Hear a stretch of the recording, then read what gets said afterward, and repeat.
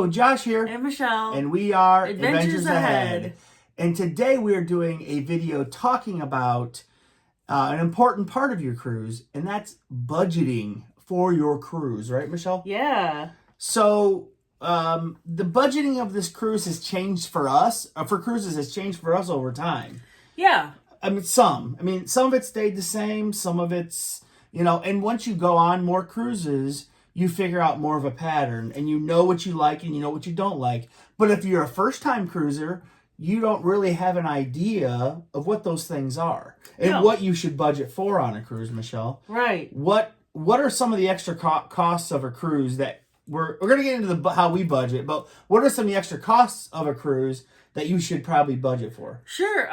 So I'd say like some of the things that we look at are like tipping, things we want to buy on the ship, things we want to buy in port, excursions. Excursions are things that you want to do in the port. Gambling. Gambling is an extra one. Pre-cruise expenses like flights, like hotel stays, like transportation or gas. The big one is if you want to if you want to purchase the drink package or not. Oh yeah, that's a big a big chunk, and you have to pay that all right up front. And you do save a little bit of money if you do purchase it beforehand. Yeah. But it is a big chunk to pay out right away. And that was one of the things for us that was really hard at first was this is a lot of money up front and we can't see spending it. It was worth it for several cruises for us. Yeah. But it is something that we had to budget for to be able to afford, right, Michelle? Oh, yes. It's not like we just went to our pocket, opened my wallet up and said, Michelle, we got it. That didn't happen. I think, for a 7-day cruise, it's like $800 for 2 people at least. Right. Probably more. It's probably more. Yeah.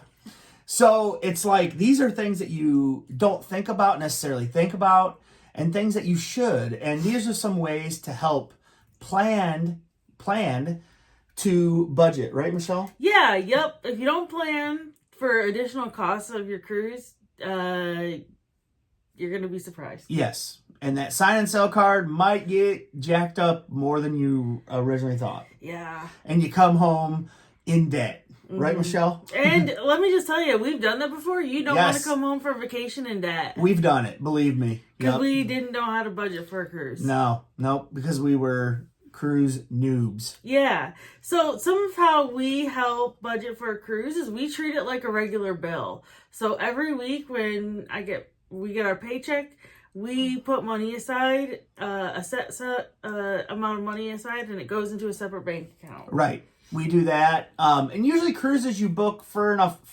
out that you can save for these and pay them off and stuff. Yeah. So yeah. And she's right. We do that. We put the money in the bank, but we also have a system of envelopes, which we've used a lot of times and we have talked about before, but Michelle will explain it for everybody that hasn't heard it before. Yeah, so what we do is we have a safe at our house, and we have envelopes, and we put, this is how much we have allotted for gambling.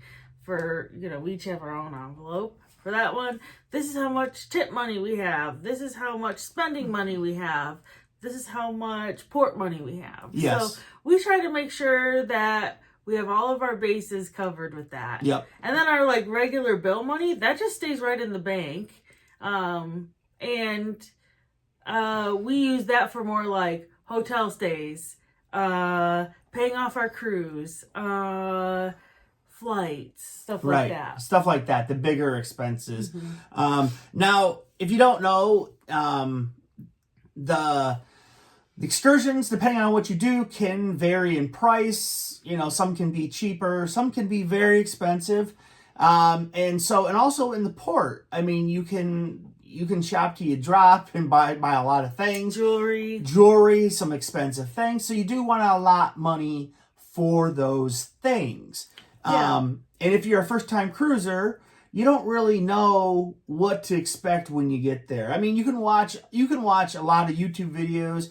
You can watch a lot of this, but in certain ports they're pretty pushy. And once you get there, it's the experience, and you want to make sure that you can, if you see something and you want to pick it up, that you have the funds to be able to do that. Yeah, like we're not super big jewelry folks, Mm-mm. so we don't need a budget for that. No, we don't need a budget for jewelry, but we kind of know a roundabout idea of what we're going to spend in port. We generally budget about, if we're not doing anything, I'd say $100 to $150 in port. yeah. And some other tips we have for newer cruisers and experienced cruisers as well.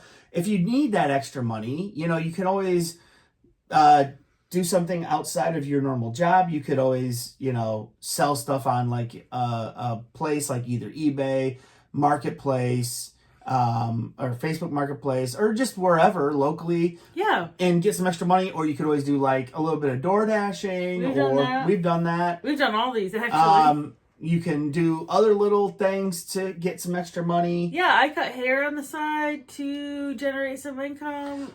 Collect your change in a jar, and then when you get to your cruise, you're like, whoa, and you didn't allot for that money at all, and then it's just extra whatever. I think one time we got a change jar that we were saving up for a while. We're like, hey, let's just cash this in and see how much it is. Mm-hmm. Take it on our cruise. It was like $300. Yeah, it was great. And it was a great little extra money that we had.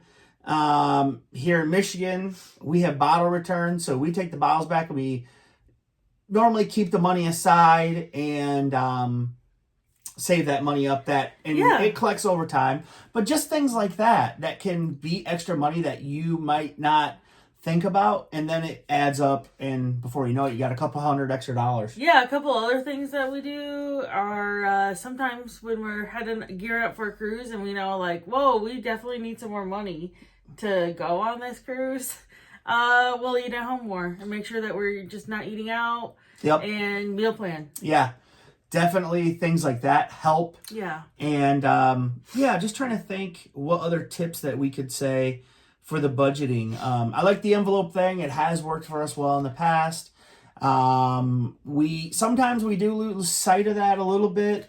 Yeah. But like we're more experienced, but definitely I would say the beginning that really helped us out. Oh, yeah. Meeting our goals. And then if you have extra, then that's just all extra on top of that, which is great. Yeah. So we also use those envelopes on the cruise to help us like keep track of stuff. Right. So. Yep, we do. We keep the envelopes, we put them in our safe in our room, and then we know and we keep track of the money that's in them, mainly like for gambling and other things like that. So any questions you guys have about budgeting or expenses and different things, drop us a comment below.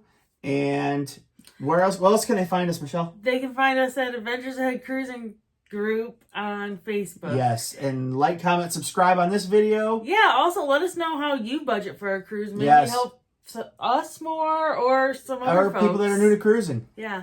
Thanks for watching. Thank you. Bye-bye. Bye.